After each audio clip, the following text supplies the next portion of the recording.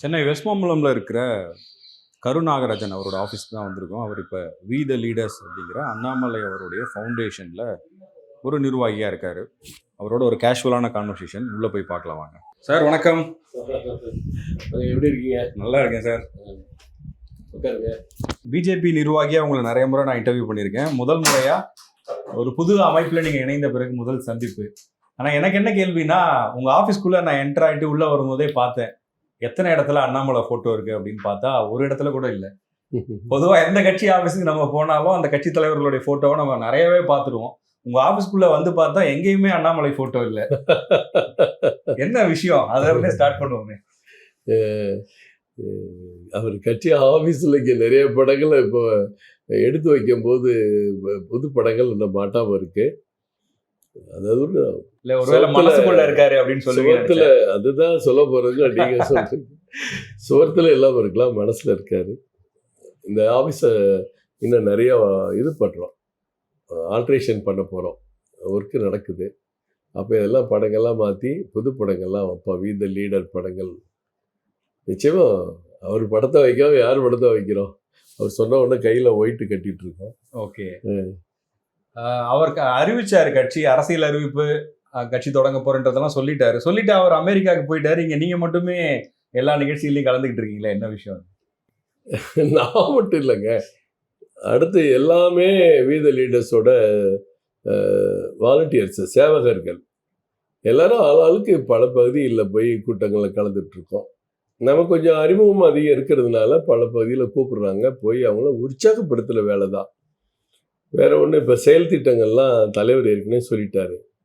இந்த மாதம் பூரா போதை தடுப்பு, போதை ஒழிப்பு, போதை மறுப்பு இயக்கம், அதுக்கு மக்களை தயார்படுத்துறது, போதையை தவிர்க்கிறதுக்கான மனநிலையை உருவாக்குறது, போதை பழக்கத்தை விட வேண்டியதற்கான மனநிலையை உருவாக்குறது, இதற்கான வேலைகள் நடக்குது. எல்லா இடத்துலையும் சின்ன சின்ன அளவில், பெரிய அளவில் அங்கங்கே என்ன நிகழ்ச்சி நடத்த முடியுமோ அது நடத்திட்டு இருக்காங்க.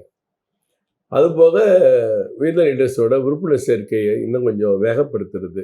ஏற்கனவே இப்போ 19 லட்சம், இன்னும் ஒரு 10 நாளில் அது 20 லட்சம். என்ன சார், பேக் எண்ட்ல நீங்களாவே ஏதாவது பண்ணிடுவீங்களா? வேகப்படுத்தல, அதை அந்த எல்லாம் நான் சேர்ந்துட்டேன், நான் அண்ணாமலை சொன்னாரியா உடனே நான் சேர்ந்துட்டேன் அப்படின்னு நான் இல்லாமல், நான் ஒருத்தரை சேர்க்கிறது. ஒரு நிர்வாகியாக இருக்கிறவங்க, பொது வாழ்க்கையில் இருக்கிறவங்க, ஆளுக்கு ஒரு 100 பேரை கூட சேர்க்க முடியும். எல்லாரும் ஆசை இருக்கும், இது எப்படி சேர்க்குறேன்னு தெரியாது. யாராவது வந்து ஒரு தூண்டி விடணும்ல, திரி எண்ணெய் இருந்தால் கூட பற்ற வச்ச பிறகு கூட அதை தூண்டி விடணும் பாருங்க. அந்த மாதிரி பணிகளை தான் உற்சாகப்படுத்தி ஊக்கப்படுத்தி. இன்னொன்று, அந்த நம்பர்ஸ் அப்படியே இருக்கே, பெருசாக யாரும் அண்ணாமலையோட அமைப்பில் சேர்றதுக்கு ஆர்வம் காமிக்கலன்னா சொல்கிறாங்க சில பேர். நீங்கள் தான் போட்டீங்க, ஒரே நாளில் 10 லட்சம்னு எல்லா பத்திரிக்கையும் 8 கால செய்தி போட்டாங்க. ஒரு மடை திறந்த வெள்ளம் மாதிரி அறிவித்த உடனே டெல்லியில் பேசிகிட்டு இருக்கும்போதே சேர்ந்தவங்கெல்லாம் பல்லாயிரக்கணக்காக இருக்காங்க. அந்த வேகமாக இருக்கிறது அடுத்த கட்டத்துக்கு போக வேண்டிய ஒரு சூழ்நிலை இப்போ உருவாகிருக்கு. அநேகமாக திருச்செந்தூர் மாநாட்டுக்கு பிறகு தலைவர் அறிவிப்பார். ரொம்ப ஓரளவு விவரம் தெரிந்தவர்கள், நிறைய செல்ஃபோனை கையாள தெரிந்தவங்க தான் இந்த அமைப்பில் மெம்பர் ஆக முடியும். முதல்ல அந்த சைட்டு உள்ளே போகணும். சைட்டு உள்ளே போயிட்டு பெயரை பதியணும், பிறந்த தேதியை பதியணும், ஆணா பெண்ணா பதியணும், அவங்க செல்ஃபோன் நம்பர் பதியணும். இதுக்கெல்லாம் பிறகு அவங்க செல்ஃபோனுக்கு ஒரு ஓடிபி வரும். அந்த ஓடிபி 30 செகண்ட்ஸ் தான் இருக்கும். அதுக்குள்ளே ஓடிபி நம்பரை ஞாபகம் வச்சு அடுத்து பதியணும். அந்த ஓடிபி என்ன உள்ளே பதிஞ்சாதான் உறுப்பினர் ஆக முடியும். இவ்வளோ வேலையும் ஒரு 2 நிமிஷத்தில் நடக்கணும். இது எத்தனை பேருக்கு சாத்தியம் உங்களுக்கே தெரியும். அதனால தான் அடுத்த கட்டம் இந்த மிஸ்கால் கொடுத்து, இப்போ இந்த ஆணை ஏறதால இந்த 19 லட்சம் பேரும் திருப்பி மெம்பர் ஆகக்கூடாது, முடியாது, நீங்கள் ஏற்கனவே ஆகிவிட்டீர்கள் வரும். புதுசாக ஆகுறவங்களுக்கு ஏற்ற மாதிரி நம்ம 2 நம்பர் இருந்துச்சுன்னா நான் 2 நம்பர் வச்சுருக்கேன். அப்படிலாம் யாரும் செய்ய வேண்டிய அவசியம் இல்லை. ஏன்னா ஏற்கனவே பிஜேபியில் உங்களுக்கு தெரியும் 2 நம்பர் உறுப்பினர் சேர்க்கையே ஒரு கான்ட்ரவர்சி ஆச்சு. அந்த மாதிரி தான் இதையும் சொல்கிறாங்க எல்லாருமே. நான் சொல்லுவாங்க, அவருடைய வளர்ச்சி, முயற்சி, அவருடைய உழைப்பு எல்லாத்தையுமே குறை சொல்லக்கூடியவங்க நிறைய பேர் இருப்பாங்க. அவரை பற்றி தவறான பிரச்சாரம் பண்ணுறதுக்கு இருப்பாங்க. பொதுவாக ஒரு தலைவர் மேலே வரும்போது விமர்சனங்களுக்கு அப்பாற்பட்டு யாருமே இருக்க முடியாது. அது மாதிரி சொல்கிறவங்க அதை பற்றி பரவாயில்ல. அது ரிசல்ட் வரும்போது தானே தெரியும். ரிசல்ட் மீன்ஸ் என்ன, இதனுடைய வளர்ச்சி எப்படி உருவாக போகுதுங்கிறது இனி அரசியல் கட்சி தொடங்குறதுக்கு முன்னாடி ஒரு மிகப்பெரிய மாநாடு நடத்தி, எழுச்சி மாநாடு நடத்தி, அந்த மாநாட்டில் அரசியல் கட்சி பெயர் அறிவித்து, கொடியை அறிவித்து, இதெல்லாம் எவ்வளவோ வேலைகள் படிப்படியாக இருக்குது. அதுக்கு முன்னாடி உறுப்பினர் சேர்க்கைங்கிறது நம்ம வீத லீடர்ஸில் ஒரு பார்ட் ஒர்க்கு. இப்போ அடுத்த மாதம் சுற்றுச்சூழல், இந்த மட்டும் போதை மறுப்பு, அடுத்த மாதம் சுற்றுச்சூழல் மேம்பாடு, ஏரிக்கரைகளை சுத்தப்படுத்துறது, ஆறுகளை முடிஞ்ச வரைக்கும் ஆறுகளை சுத்தப்படுத்துறது, கால்வாய்களை சுத்தப்படுத்துறது, செடிகள் மரங்கள் நடுறது, இயற்கை வளம் என்ன உருவாகுதோ அதுக்கெல்லாம் முயற்சி பண்ணி நம்மெல்லாம் ஒத்துழைப்பு தர்றது, மக்களுக்கு ஒரு விழிப்புணர்வு. ஒரு செல்ஃபோன் சூடானா என் செல்ஃபோன் சூடாயிருச்சுன்னு பயப்படுறோம், ஆனால் பூமியே சூடாகுதுங்கிறத அவங்களுக்கு சொல்கிறது. இன்றைக்கி நீல்நிலம் அதெல்லாம் வர்றதே இந்த பூமி சூடாகிறதுனால தான் சொல்கிறாங்க. முறை மாறி, மாதங்கள் மாறி மழை பெய்யுறது, காற்றடிக்கிறது, புயல் வர்றது. இப்போ யூரோப்லலாம் வெளியே நடமாட முடியாத அளவுக்கு உஷ்ணம் வெப்பம் ரொம்ப அதிக நிலையில் இருக்குன்னெலாம் சொல்கிறாங்க. ஒரு பக்கம் பார்த்தா ஒரே நாளில் 60 சென்டிமீட்டர் மழை பெய்யுதுங்கிறாங்க. இந்த மாதிரி பிரச்சனைகள்லாம் மக்களுக்கு கொண்டு வருது. இதெல்லாம் அவங்களுக்கு அந்த இது அடுத்த மாதம் பூரா பண்ண போகிறோம். இதே மாதிரி அதுக்கு அடுத்த மாதம் ஏதாவது தயார் பண்ணி வச்சிருப்பார் தலைவர். நீங்கள் இதெல்லாம் சேர்க்கையோட இதெல்லாம் பண்ணுறோம், இதெல்லாம் பண்ணுறதுனால என்ன என்ஜிஓ மாதிரி பண்ணிகிட்டே இருக்க போகிறீங்களான்னு கேட்பீங்க. மக்கள்கிட்ட தொடர்பு கேட்டாலும் பரவாயில்ல, ஏதோ ஏடிஎம்கேல சேர போகிறீங்களா, அண்ணாமலை தான் தலைவராக போகிறாரா அப்படிலாம் ஒரு கதை சொல்கிறாங்களே. ஏடிஎம்கேல அவங்களே படாத பாடுபட்டுட்டு இருக்காங்க. அதில் இருக்கிறவங்கெல்லாம் ஏன் போகிறாங்கன்னு அண்ணன் எடப்பாடி யோசிக்கிறாரோ இல்லையோ, பொதுமக்கள் யோசிக்கிறாங்க. ஏன் விஜயபாஸ்கர் போகிறாரு, உடுமலை போகிறாரு, கடம்பூர்கார் போகிறாரு, எல்லாரும் மாறி மாறி போகிறாங்களே ஏன்னு நம்ம மக்கள் யோசிச்சுட்டு இருக்கும்போது, அங்கேருந்து எல்லாரும் வெளியே வந்துட்டு இருக்கும்போது நம்ம ஏன் அங்கே உள்ளே போகணும்? அதுக்கெல்லாம் வாய்ப்பே கிடையாது. சும்மா ஒரு பிரச்சாரத்துக்காக யாராவது இப்படி கிளப்பி விட்டு திரு அண்ணாமலை அவர்களுடைய இயக்கம் மேலும் மேலும் வளர்ந்துடக்கூடாதுங்கிறதுக்காக ஒரு தவறான நோக்கத்தில் சொல்கிறது. இது கேபி முனுசாமி கூட வேறு மாதிரி சொன்னார், அவங்க விளம்பரத்துக்காக சொல்கிறாங்க அப்படின்லாம் சொன்னாங்க. அதெல்லாம் தேவையில்லை. முதல்ல ஏடிஎம்கே அவங்கள தக்க வச்சுக்கிட்டா போதுங்கிற நிலைமையில் இருக்காங்க. முன்னாள் முதல்வர் அண்ணன் எடப்பாடி அவர்கள் தினசரி ஒரு மாவட்ட நிர்வாகிகளை சந்திச்சிட்ருக்காரு. ஏன்னா என்ன ஆகுமோன்னு அவருக்கே ஒரு பதட்டம் இருக்குது. ஆனா அங்க நிலையில உடனே அதிமுகவில் போய் அண்ணாமலை போறாரியா, இந்த வாக்கியா வரப்பு பஞ்சாயத்தே அங்க ஆரம்பிச்சதானங்க. சார் அதான் பிரச்சனையா? ஆமா, அப்படித்தானே பிரச்சனை. இந்த கூட்டணி வேண்டாம், பாஜகவோட ஒரு மன நெருக்கடி ஏற்பட்டுச்சுங்கிறது அண்ணாமலைக்கு எங்க ஏற்பட்டுச்சு? அண்ணா திராவிட முன்னேற்ற கழக கூட்டணி தான் வேணும்னு நீங்க நினைச்சீங்கன்னா எல்லா நிர்வாகிகள் கூட்டத்திலையும் சொன்னார், யார் அந்த கூட்டணியை ஏற்றுக்கிறாரோ அவங்கள தலைவராக்கிடுங்க, நான் தொண்டனா ஓரத்தில் இருக்கேன் அப்படின்னு அண்ணாமலை வெளிப்படையாக தான் பேசினார் 2 வருஷத்துக்கு முன்னாடி. அந்த பேசின தொடர்ச்சி அப்படியே கடைசி வரைக்கும் அது இதாகிடுச்சு. கடைசியில் திரு அண்ணாமலை அவர்கள் தலைவர் பதவியிலிருந்து மாற வேண்டிய சூழ்நிலை, அவர் மாறி புதிய தலைவர் வந்தால்தான் கூட்டணியே நடக்கும், இறுதி செய்யப்படும் என்றத காட்சியெல்லாம் நம்ம பார்த்தோம்ல. அப்புறம் திருப்பி போய் அதிமுகவுக்கு அண்ணாமலை போவாரா அப்படிங்கிற கேள்வியில என்ன கேள்வி? அண்ணாமலை சந்தோஷமா தான் இருக்காரு. அதிமுக நடக்கிறதெல்லாம் என்ன பதவி விட்டு தூக்குறதுக்கு காரணமா இருந்தீங்க, இன்னைக்கு உங்க கட்சி என்ன எல்லாமே இருக்கு பாத்தீங்களாங்கிற மாதிரி இருக்காரா? அந்த சந்தோஷம்லாம் அவருக்கு இருக்காது. அவர் ஒரு தமிழன் அப்படிலாம் நினைக்க மாட்டார். நம்ம இயக்க வளர்ச்சியை பார்ப்பாரு, எந்த அளவுக்கு நம்ம சீக்கிரமா விரைந்து மக்கள்கிட்ட இது அரசியல் இயக்கமாக கொண்டு போக முடியும், அதற்கிடையில் என்னென்ன பணிகள் இருக்குது, பல பயணங்கள் இருக்குது, வெளிநாடுகள்லாம் அவர் கூப்பிட்றாங்க, இங்கே மாவட்ட வாரி சுற்றுப்பயணம் போகணும். இப்போ தான் ஒவ்வொரு ஐட்டமாக, இப்போ பொள்ளாச்சி, அடுத்து திருச்செந்தூர், அடுத்து சென்னை, அடுத்து கன்னியாகுமரி, அதுக்கடுத்து சிவகங்கை, இப்படி ஒவ்வொரு மாவட்டமாக அவர் திட்டமிட்டு பயணிச்சிட்டு இருக்காரு. இதுக்கிடையில் எல்லாரையும் தயார்படுத்தணும். இப்போ இடைத்தேர்தலை நம்ம விட்டுட்டா கூட உள்ளாட்சி தேர்தலில் நிற்கணும்னு நிறைய ஆசைப்படுறாங்க. இடைத்தேர்தல் வேணாம்னு நினைக்கிறீங்க? இடைத்தேர்தல் ஒரு அராஜகமான தேர்தல். டெபாசிட் கூட கிடைக்காது அப்படின்னு நினைக்கிறீங்களா? டெபாசிட் பெரிய திமுகவுக்கே இடைத்தேர்தல் டெபாசிட் கிடைக்கல தெரியுமா? திமுக, வைகோ, விசிகா, கம்யூனிஸ்ட், எல்லா இஸ்லாமிய இயக்கங்கள், கொங்கு ஈஸ்வரனுடைய இயக்கம், அந்த திரு நாராயணன் வடசென்னையில் அவருடைய இயக்கம் எல்லாம் சேர்ந்துமே ஆர்கே நகரில் திமுகவுக்கு டெபாசிட் போச்சு தெரியுமா? இடைத்தேர்தல் என்பது வேறு. ஒரே நாளில் உங்களுக்கு 10 லட்சம் உறுப்பினர்கள் சேர்றாங்கன்னா தைரியமா நிற்கலாமே. 10 லட்சம் உறுப்பினர் ஒரு தொகுதியிலே சேர்றாங்க. இல்ல மாநிலம் முழுக்க அவ்வளவு கெப்பாசிட்டி இருந்தாலும் ஒரு தொகுதியில நீங்க ஃபோக்கஸ் பண்ணா ஜெயிக்க முடியும். இடைத்தேர்தலுங்கிறது எல்லா கட்சிக்கும் அவங்க எல்லா தலைவர்களும் ஒரே ஃபோக்கஸில் போய் நின்று நிறைய தவறுகள் நடக்கிறதுக்கு வாய்ப்பு இருக்குது, அதிகார துஷ்பிரயோகம் நடக்கிறதுக்கு வாய்ப்பு இருக்குது. அதுதான் இடைத்தேர்தல் வேணாம்னு நினைக்கிறது. பெரிய கட்சிகளில் திமுக அதிமுகவே சில நேரங்களில் அதுலேருந்து மாறுபட்டுருக்காங்க. அண்ணா திராவிட முன்னேற்ற கழகம்லாம் ஸ்ரீவைகுண்ட இடைத்தேர்தலில் அவங்க நிற்கவே இல்லை. அந்த மாதிரிலாம் இருக்குல்ல. இதே மாதிரி புதுக்கோட்டையில் அதே மாதிரி தான். இந்த மாதிரி நிறைய இடங்களில் பெரிய கட்சிகளே இதை நிற்காம தவிர்த்திருக்காங்க. பாமக பலமுறை இடைத்தேர்தலில் தவிர்த்திருக்காங்க, காங்கிரஸ் தவிர்த்திருக்காங்க. அதனால அது ஒரு பெரிய பிரச்சனை இல்லை. ஏக தேசம் நம்ம தமிழகம் முழுவதும் வரக்கூடிய தேர்தல் உள்ளாட்சி தேர்தல். அதை நிற்கலாமான்னு முயற்சி பண்ணலாம், தலைவர் முடிவு செய்வார். உள்ளாட்சி தேர்தல் நிற்கிறதுக்குள்ள கட்சி அறிவிக்கப்படுமா, இல்லை வீதி லீடரில் நிற்கிறாங்களா, இல்லை நம்ம நேரடியாக பாராளுமன்ற தேர்தலுக்கு போகலாம்னு நினைக்கிறாங்களா அப்படிங்கிறத தலைவர் சொல்வார். அண்ணாமலை வந்து ரஜினி வழியில அரசியல் பண்ணணும்னு நினைச்சவரு, அவர் அரசியல் கட்சியும் அப்படிதான் இருக்க போகுதுங்கிறாங்க. கட்சி ஆரம்பிப்பது உறுதி, தேதி பின்னர் அறிவிக்கப்படும்னு சொன்னாரு. அது கடைசி வரைக்கும் அறிவிக்க போறதே இல்லை.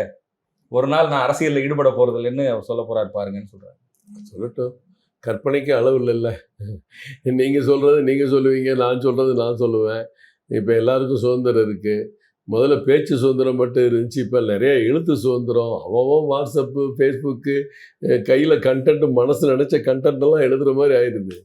எழுதட்டும், என்ன வேணால் எழுதட்டுமே. நடைமுறையில் தமிழக மக்கள் பார்க்க தானே போகிறாங்க. இது அண்ணாமலையினுடைய தீவிர முயற்சி எங்கே போய் நிற்க போது நீங்கள்லாம் பார்க்க தான் போகிறீங்க. இந்த மண் சார்ந்து போராடுகிற ஒரு தலைவனாக தமிழ்நாட்டில் முதன்மையாக அவர் இருக்கத்தான் போகிறாரு. நீங்கள் பார்க்க தான் போகிறீங்க. கொங்கு மண்டலத்தை தாண்டாதுங்கிறாரு அண்ணாமலைனா. கொங்கு மண்டலங்க ரைட், அதுக்கப்புறம்லாம் அவர் எங்க என்ன வேணாலும் சொல்லிட்டு போறாருங்க. அவர் அமெரிக்காவில் போய் கான்ஃபிடென்ட்டா இருக்கீங்களே சார். அமெரிக்காவில் போய் பேசிட்டு இருக்காரு, மலேசியாவில் கூப்பிட்டு இருக்காங்க, லண்டனில் தமிழ் சங்கத்துக்கு கூப்பிடுறாங்க. நேற்று அமெரிக்காவில் 10 நகரங்களில் வீத லீடர் பேனர் பிடிச்சி அங்கே இயக்கம் நடந்துட்டு இருக்கு. நேற்று ஒரு தம்பி ஒரு போஸ்ட் அனுப்பியிருக்காரு, விமல் ஆதித்தன்னு பேர். அர்ஜென்டினா மேட்ச் முந்தான நடந்த மேட்ச்சில் அண்ணாமலை படத்தை பிடிச்சிட்டு வீத லீடர்னு அவரும் அவர் சன்னு நின்று கொடி காமிச்சிட்டு இருக்காங்க. இதெல்லாம் நீங்கள் நம்ம கொங்க தாண்டாதுங்கிறீங்க. அவர் அமெரிக்கா போயிட்டு இருக்காரு சார். அடுத்த கட்டம் என்ன சார்? அடுத்த கட்டம் என்ன? அடுத்து உள்ளாட்சி தேர்தலில் தலைவர் என்ன செய்யணும்னு பார்க்கணும். இயக்கத்தை வந்து இந்த வீத லீடர்ஸில் சேரக்கூடிய எல்லாருக்குமே ஒரு பொதுவான நல்ல சிந்தனை ஏற்படக்கூடிய வகையில், இந்த தமிழ்நாடு முன்னேற்றத்திற்கு அவங்கெல்லாம் சிந்திக்கக்கூடிய வகையில் தலைவர் செயல்படுவார். அவங்க எல்லாரையும் ஒருங்கிணைக்க வேண்டியது இருக்குது. 19 லட்சங்கிறது இன்னொரு 2 monthsல நம்ம இதை 30 லட்சம் 40 லட்சமாக அதிகப்படுத்துறதுக்கான பணிகளை சேர்க்கறதுக்கான இன்னும் பல பகுதிகளில் வந்து இந்த நான் சொன்ன நெருக்கடி, இவ்வளவு பின் நம்பர்லாம் எடுத்து உடனே செலக்ட் பண்ணி அந்த பின் நம்பர் அடுத்த நம்பரில் போட்டால் தான் நம்பர் ஆகுறதெல்லாம் சின்னதாக மாற்றினோம்னா வெகு விரைவில் 40 லட்சம் 50 லட்சம் ஆகலாம். அதுக்கு பிறகு அடுத்த அரசியலில் வந்து இப்போ வரக்கூடிய பொள்ளாச்சியிலே நிச்சயமாக வெறும் போதை மறுப்பு மட்டுமல்ல, சில அரசியல் கருத்துக்கள் பேசலாம், திருச்செந்தூரில் பேசலாம். அப்படியே அது தொடரத்தான் போது நீங்கள் எல்லாம் பார்க்க தான் போகிறீங்க. Okay sir. இதில் இப்போது ஏடிஎம்கேலேருந்து இவ்வளோ பேர் வெளில போகிறாங்க, முன்னாள் அமைச்சர்கள் எல்லாரும் டிவிகே நோக்கி தான் போகிறாங்க. ஒருத்தர் கூட உங்கள் பக்கம் வர மாட்டேங்கிறாங்களே சார். அதை பற்றி கவலை இல்லையே, அது எப்படி வருவாங்க? அப்படி நீங்கள் தான் எதிர்காலம் அப்படி வர நினைக்கிறவங்க, எங்கள் பக்கம் வர நினைக்கிறவங்க ஏடிஎம்கே விட்டே வர மாட்டாங்களே. ஏடிஎம்கே விட்டு ஏன் போகிறாங்க? இப்போ தாவேக்கா வந்து வெற்றி பெறாமல் தனி கட்சியாக இருந்தால் தாவேக்காவுக்கு போவாங்களா? ஜெயச்சந்திரன் தான் சொல்லணும். போவாங்களா? எப்படி போவாங்க? ஆட்சியும் அதிகாரமும் அங்கே இருக்குது, பதவி அங்கே இருக்குது. அடுத்த கட்டத்துக்கு ஏதாவது ஒரு வாய்ப்பு நமக்கு கிடைக்குமா? அப்படி எலெக்ஷனுக்கு முன்னாடியே கூட செங்கோட்டையன் மாதிரி எல்லாம் போனாங்க. அப்படி கூட யாரும் உங்க செங்கோட்டையன் மாதிரி இல்லை, செங்கோட்டையன் போனார். செங்கோட்டையன் போனார். அவங்களுக்கும் எடப்பாடி அவர்களுக்கும் தொடர்ந்து ஒரு 2 வருடமாக ஓடக்கூடிய அந்த அப்படியே நீர் பூத்த நெருப்பாக இருந்த பகை, ஒரு கருத்து வேறுபாடு, மோதல், இதெல்லாம் நம்ம பார்க்க தானே செஞ்சோம். அவர் போனார். அப்போ எத்தனை இப்போ ஆதரவு தந்த 26 எம்எல்ஏக்கள் அப்போ செங்கோட்டையன் பின்னாடி போனாங்களா? அவர் கூட இருந்தால் சத்யபாமான்னு ஒரு அம்மா போனாங்க வழி. அவர் ஏரியாவில் இருந்தவங்க. கடம்பூர் முன்னாள் அமைச்சர் போனாரா? உடுமலை ராதாகிருஷ்ணன் போனாரா? விஜயபாஸ்கர் போனாரா? இல்லை இந்த எம்ஆர் விஜயபாஸ்கர் போனாரா? இங்கே இருக்கிற கேபி கந்தன்லேருந்து இங்கே லோக்கலில் சென்னையிலேருந்து நிறைய பேர் போயிருக்காங்களே. பாலகங்காலாம் அண்ணனுக்கு வயசு 75 வயசுக்கு மேலே. அவர் கூட அம்மாவால் அடையாளம் காட்டப்பட்டவர், எம்ஜிஆர் அடையாளம் காட்டப்பட்டவர்லாம் போகிறாங்கன்னா, சிஎம் விஜயோட உருவத்தில் எம்ஜிஆரை பார்க்குறோம், ஜெயலலிதாவை பார்க்குறோன்னு போயிருக்காங்க சார். சார் அப்படிதான் சார் சொல்ல முடியும். ஏன்னா நீங்கள் அப்புறம் விஜய் அவர்கள் உருவத்தில் வேற வில்லனும் பார்க்கலாம் சொல்ல முடியும். எந்த கட்சிக்கு போகிறோமோ அந்த கட்சியோட அவங்க யாருமே அண்ணாமலை உருவத்துல எம்ஜிஆரை பாக்குறேன்னு சொல்ல பாருங்க. தேவையில்லை சார். எப்படி சார் சொல்லுவாங்க? இதே நான் தான் கேட்குற கேள்விக்கு நீங்கள் பதில் சொல்லுங்கள். விஜய் அவர்கள் ஆட்சிக்கு வரலைன்னு வச்சுங்க, இவங்க போவாங்களா? திமுக அந்த ஆட்சி நீடிக்குதுன்னு வச்சுங்க, இந்த சண்டையை போட்டு திமுகவுக்கு போயிருப்பாங்க. அதிமுகலேருந்து போகிறவங்க திமுகவுக்கு போயிருப்பாங்க, தாவேக்காவுக்கு போக மாட்டாங்க. இப்போ தாவேக்கா ஆட்சி நடக்கிறதுனால இப்போ தாவேக்காவுக்கு போகிறாங்க. இதுலேருந்து ரொம்ப சிம்பிள். ஏன் போகிறாங்கங்கிறதுக்கு இதுலேயே விடை இருக்கு. தாவேக்கா வெற்றி பெற்றதுனால போகிறாங்க, தாவேக்கா வெற்றி பெறாட்டி போக மாட்டாங்க. ஏன் அதிமுக மீண்டும் வெற்றி பெற்றிருந்தா ஒருத்தராவது போவாங்களா? யாராவது போவாங்களா? திரும்பி கூட பார்க்க மாட்டாங்க. புரட்சி தமிழன் அண்ணன் எடப்பாடி அவர்கள் வாழ்கன்னு போயிட்டே இருப்பாங்க. இதெல்லாம் அரசியல்ல சகஜமான மாதிரி பண்ணிக்கிட்டு இருக்காங்க. நம்மளும் வேடிக்கை பார்க்குறோம், அவ்வளோதான். தலைவரும் கொஞ்சம் டிவிக்கே மேல ஒரு சாஃப்ட் கார்னரோட இருக்கிற மாதிரி தெரியுது சார். பாராட்டுறாரு, நாங்க சொன்னதெல்லாம் செய்றீங்க அப்படின்லாம் சொல்றாரு. இல்லை, சொன்னதெல்லாம் செய்கிறீங்கன்னு சொன்னதில் கூட அவர் ஒரு கேள்வி வச்சிருக்கிறாரு. அந்த 60 நாள் இடைவெளியில் நீங்கள் என்ன பண்ணிட்டு இருந்தீங்க? பல்கலைக்கழக மானியக் குழு இது அனுமதி கொடுக்கறதுக்கு முன்னாடி நம்ம தலையிட்டு இருக்கலாமே, அங்கே ஒரு 2 மாதம் கேப் இருந்துச்சு, அதையும் கூட சொல்கிறாரு. 600 இடங்கள் நமக்கு பறிபோங்கிற ஒரு அறிக்கையை திரு அண்ணாமலை அவர்கள் தான் முதல்ல கொடுத்தார். இங்கே இருக்கிற எதிர்க்கட்சி தலைவர் உதயநிதி கொடுக்கல, அண்ணன் எடப்பாடி கொடுக்கல, திரு அண்ணாமலை அவர்கள் தான் 4 நாளைக்கு முன்னாடியே இப்படி பண்ணியிருக்கீங்களே, இதனால் மத்திய அரசுக்கு அந்த சீட்லாம் போயிடுச்சுன்னா மாநில அரசு கிடைக்க வேண்டியதை இன்றைக்கி 9000 சீட்டில் ஒரு 600 சீட்டு டக்குன்னு குறையுது, அது எப்படி நம்ம மேட்ச் பண்ண முடியும்னு அவர் தான் முதல்ல கொடுத்தாரு. அதுக்கு இந்த அமைச்சர் ராஜ்மோகனா ஒருத்தர் கொடுத்த பதிலுக்கு அறிக்கையை சுட்டி காட்டியிருக்கீங்க, நன்றி. அதே நேரத்தில் அந்த கேப்பில் என்ன நடந்துச்சு, அதை நம்ம நிர்வாக கோளாறு தானே காரணம் அப்படிங்கிறத இதில் திமுகவை சொல்லி நம்மளை சொல்லி குத்தல. ஒரு 60 நாள் அது யாரும் நிர்வாக கோளாறு, அது திமுகவோ தாவேக்காவோ அது இல்லை அப்படின்னு சுட்டி காமிச்சிருக்காரு. சில விஷயங்களை பாராட்டுறார். வெள்ளை அறிக்கை கொடுத்தீங்க, நான் பாராட்டுறேன். வெள்ளை அறிக்கை மேலே நீங்கள் என்ன நடவடிக்கை எடுக்க போகிறீங்க? எதெல்லாம் வீணான செலவு, வெட்டியான செலவு, தேவையில்லாத செலவு, இதெல்லாம் பார்த்து நடவடிக்கை எடுக்க போகிறீங்களா? அதை முதல்ல கவனம் கொடுங்க, அதையும் சொல்கிறாரு. பல வன்முறை சம்பவங்கள், கொலை சம்பவங்கள் அதெல்லாம் கண்டிக்கிற நேரத்தில் கண்டிக்க தான் செய்கிறாரு. சில இதில் ஊழல் குறைக்கிறேங்கிறாங்க, பள்ளிக்கூடத்துக்கெல்லாம் ரெனிவல் பண்ணுறதுல பணம் வாங்கலாங்க, பாராட்டுறேங்கிறாங்க. தவறு செஞ்சா குதிரை பேரம் நடக்குதுன்னு சொல்றாங்க, அதை பற்றிலாம் நீங்கள் வாயை திறக்க மாட்டேங்கிறீங்க. குதிரை பேரம் நடக்குது, ஒட்டக பேரம் நடக்குதுன்னு சில பேர் சொல்ற. குதிரை பேரெல்லாம் ஒட்டக பேரவே நடக்குதுன்னு சொல்கிறாங்க. இது என்ன சொல்கிறது? அது அவங்க அவங்க தாவேக்காவுக்கும் அதிமுகலேருந்து போனவர்களுக்கு தான் உண்மை என்னன்னு தெரியும், நமக்கு தெரியாது. இதில் போகிறதுங்கிறது மனச்சாட்சியை எடுத்து வச்சுட்டு தான் போகிறாங்க.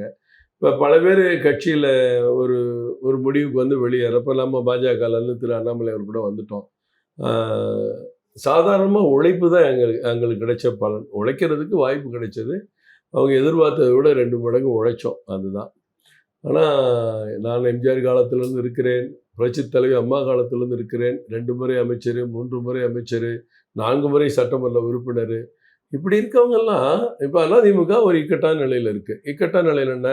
தொடர்ந்து ஆளுங்கட்சியாக 25 வருஷம் ஆண்ட கட்சி இன்றைக்கி திமுகவால் 21 தோற்கடிக்கப்பட்டு மீண்டும் இப்போ 24 தோல்வியை தழுவி இப்போ 26லையும் தோல்வியை தழுவி இருக்குது. இந்த நேரத்தில் அந்த கட்சிக்கு கூட்டணியும் சேர்த்து 1,32,00,000 வாக்குகள் கிடைச்சிருக்கு. விஜய் அவர்கள் 1,72,00,000 வாக்குகள் தான். அண்ணா திராவிட முன்னேற்ற கழகத்துக்கு விஜய்க்கு 40 லட்சம் தான் வித்தியாசம், திமுகவுக்கும் இவங்களுக்கும் 20 லட்சம் தான் வித்தியாசம். அப்போ இந்த நேரத்தில் நம்ம என்ன கடுமையாக உழைக்கலான்னு தானே ஏடிஎம்கேல இருக்க தலைவர்கள் நினைக்கணும். இந்த நேரத்தில் விட்டுட்டு ஓடுறது எப்படிங்க நியாயமாக இருக்க முடியும்? அதனால இது அவங்களுக்கு என்ன குதிரை பேரம், என்ன ஒட்டக பேரம், அதுக்கெல்லாம் நான் சொல்ல வரல. இந்த குதிரை பேரத்துக்கு அர்த்தமே புரியல. அது இன்னைக்கு அவங்க திருப்பி வேறு இவங்க வேறு அந்த தாவேக்கா ஆட்சியை கவிழ்க்கிறதுக்கான சதி அப்படின்னு சொல்லி, அது எப்படி ஒரு எம்எல்ஏட்டெல்லாம் பேசுனா எப்படி? நீதிபதி நேற்று அங்கே தான் சொல்லியிருக்காங்க, எல்லாரும் இளங்கோ திமுக வழக்கறிஞர், அது எப்படிங்க ஒரு எம்எல்ஏ வாங்கி நாங்கள் 55 பேர் தான் இருக்கோம், எப்படிங்க ஆட்சியை கவிழ்க்க முடியுங்கிறதெல்லாம் அவங்க சொல்லியிருக்காங்க. ஆனால் எனக்கு விவரம் தெரிய, நீங்கள் ப்ரெஸ்ஸில் இருக்கீங்க, நாட்டெல்லாம் கேளுங்க. எனக்கு தெரிய ஒரு ஆட்சியை கவிழ்க்க சதி நடக்கிறது அப்படின்னு ஒரு வழக்கு இது வரைக்கும் எங்கேயும் நான் போட்ட மாதிரி நான் பார்த்ததே கிடையாது. உங்களுக்கு அந்த மாதிரி ஒரு டவுட் வரலையா, இந்த ஆட்சியை கவிழ்க்க சதி நடக்கிற மாதிரி? இல்லை, அது அப்படி ஒரு வழக்கம் கிடையாது. இப்போ யார் கூட பேசுகிறா, ஏன் நீ நெருக்கமாக இருக்க, ஏன் பேசுகிற, இந்த பேச்சு எப்படி வந்துச்சு, இந்த பேச்சை உன்ட்ட பேசுகிற அளவுக்கு உனக்கு எப்படி இடம் கொடுத்தீங்க, பல கேள்வி இருக்குல்ல. அதாவது என்னை அவர் தவறு பண்ண தூண்டினாரு அப்படின்னா, அவர் தவறு பண்ண தூண்டவர் கூட நமக்கு என்ன உறவு, இப்படிலாம் இருக்கு. அது கோர்ட்டு பார்த்துக்குவாங்க. இந்த மாதிரி வழக்கு இல்லைங்கிற, நானும் பத்திரிகை துறையில தான் இருக்கேன். ஆட்சியை கவிழ்க்க சதி நடந்தது, அதனால இவங்க மேலே வழக்கெல்லாம் நான் பார்த்ததில்லை. மற்றபடி நிறைய சீரமைப்புகளும் பண்ணிட்டு இருக்காங்க. நிர்வாகத்துறையில் ரிஜிஸ்ட்ரேஷன்லாம் சீக்கிரம் பண்ணணுங்கிறாங்க. ஆன்லைன்லாம் ரிஜிஸ்ட்ரேஷனை அலோவ் பண்ணுறாங்க. இன்னும் கொஞ்சம் வேகமாக பண்ணணும். இப்போ ஆந்திராவில் நேற்று ஒரு செய்தி படித்தேன். 1136 சேவை பணிகளுக்கு நீங்கள் நேரிலே போக வேண்டாம். உங்களுடைய செல்ஃபோன், கம்ப்யூட்டர், உங்கள் லேப்டாப்லேயே நீங்கள் பண்ணிக்கலாம். எல்லாமே ஆன்லைனில் 55 டிபார்ட்மெண்ட்டுக்கு கொண்டு வந்திருக்காங்க. அந்த மாதிரிலாம் தமிழ்நாட்டுக்கு கொண்டு வரலாம். இன்னும் சுகாதாரத்துறையில் நிறைய மேம்படுத்தணும். இன்னும் மருத்துவமனைகள்லாம் தனியார் மருத்துவமனைகளுக்கு இணையாக நம்ம இன்னும் மேம்படலை. செட்டப் சில ஆஸ்பத்திரியில் இருக்குது. அதுவும் சில ஆஸ்பத்திரியில் கிரானைட் போட்டிருக்கு, மார்பிள் போட்டிருக்கு. ஆனால் உள்ளே இருக்க நடவடிக்கை, ஒரு ஸ்கேன் பண்ணுறதுக்கு 1 கிலோமீட்டருக்கு ஆஸ்பத்திரிக்குள்ள க்யூவில் நிற்கிறாங்க. இன்றைக்கி ஸ்கேன் பண்ணா அதிகாலை 4 மணிக்கு போய் நிற்கிறான். நாங்கள் ஒரு சின்ன கேஸுக்காக ஜிஹெச்சுக்கு போய் பார்த்தா, ஒரு தெரிஞ்சவருடைய அம்மாவை கூப்பிட்டு வந்திருக்காங்க. 4 மணிக்கு ஸ்ட்ரெச்சரில் உட்காந்து ஸ்கேன் வரிசையில் நின்னாரு. என்னங்க 4 மணிக்கு நின்றுருக்கீங்கன்னா, இல்லைண்ணே இப்போ நின்னா தானே எடுக்க முடியும், அப்புறமேலாம் முடியாது, இப்போ நின்னாலே மத்தியானம் ஆயிரும் அப்படிங்கிற அளவுக்கு தான் இன்னும் இருக்குது. அதெல்லாம் நம்ம மேம்படுத்துறதுக்கு சுகாதாரத்துறையெல்லாம் செய்யணும். 13,80,000 கோடி கடன், வருஷத்துக்கு 78,000 கோடி வட்டி கட்டுறோம். இது எப்படி சமாளிக்க போகிறாங்க? இப்படியே நம்ம பேசிகிட்டே அறிக்கையை மட்டும் கொடுத்துட்டே போயிருந்தா, அடுத்து இந்த 5 வருஷத்தில் இன்னொரு 5 லட்சம் கோடி தான் நம்ம கூடும். 78,000 கோடி வருவாய் பற்றாக்குறை இருக்குங்கும்போது நீங்கள் என்ன பண்ணுவீங்க? வட்டியும் கட்டணும், வருவாய் பற்றாக்குறை இருக்குது. அதெல்லாம் கவர்மெண்ட் பார்க்கணும். அதான் எங்கள் தலைவரை பொறுத்த வரைக்கும் நல்ல விஷயங்களை பாராட்டுவார், தவறுகளை சுட்டி காட்டுவார். அது கரூர் விஷயம் உள்பட, இன்றைக்கி கரூர் விஷயத்தில் கூட முதல்ல இவர் தான் அறிக்கை கொடுத்தார். ஒரு தனி மனிதனை, விஜய் அவர்களை மட்டுமே நீங்கள் எல்லாருமே தவறாக பேசுகிறீங்க. காவல்துறை என்ன பண்ணிச்சு? இவ்வளோ மக்கள் ஒன்று கூடும்போது ஒரே இடத்துக்கு இவ்வளோ மக்கள் வர்றாங்கன்னு போலீஸ் அதை தடுத்து நிறுத்தியிருக்க வேண்டாமா, இல்லை பிரிச்சிருக்க வேண்டாமா, அங்கே இருக்க தேவைகளை பார்க்க வேண்டாமெல்லாம் முதல்ல கேட்டவர் திரு அண்ணாமலை அவர்கள் தான். அதே மாதிரி இந்த ஆட்சியில் தவறுகளையும் நிச்சயம் கேட்பார், நல்லதுன்னா பாராட்டுவார். இதில் என்ன இருக்குது? அதுதான் மக்கள் விரும்புவாங்க சார். ஒருத்தரையே தனிப்பட்ட முறையில் தாக்கி பேசுகிறதுல அதெல்லாம் மக்கள் இப்போ வேறு மாதிரி வேறு லெவலில் இருக்காங்க. இளைஞர்கள்லாம் வேறு லெவலில் இருக்காங்க. ஜெயச்சந்திரனை பாராட்டினா அது என்னன்னு பார்ப்பாங்க, திட்டினா ஆறாவன் அப்படின்ட்டு போயிடுவாங்க. அப்படி இருக்குது. அதை அந்த ஜென்டில் மிக்க ஒரு இன்டலெக்சுவல் லீடர் அண்ணாமலை ரொம்ப தெளிவாக இந்த தமிழ்நாட்டு உரிமை காக்க, தமிழ்நாடு மண் சார்ந்த பிரச்சனைகளை தீர்க்க நிச்சயம் பாடுபடுவார். நன்றி சார். உங்களோட டைம் ஸ்பெண்ட் பண்ணி எங்களோட ரொம்ப கேஷுவலான ஒரு கான்வர்சேஷனுக்கு ஒத்துக்கிட்டதுக்கும் பேசினதுக்கும் மிக்க நன்றி. ரொம்ப சந்தோஷம். நன்றி, வணக்கம்.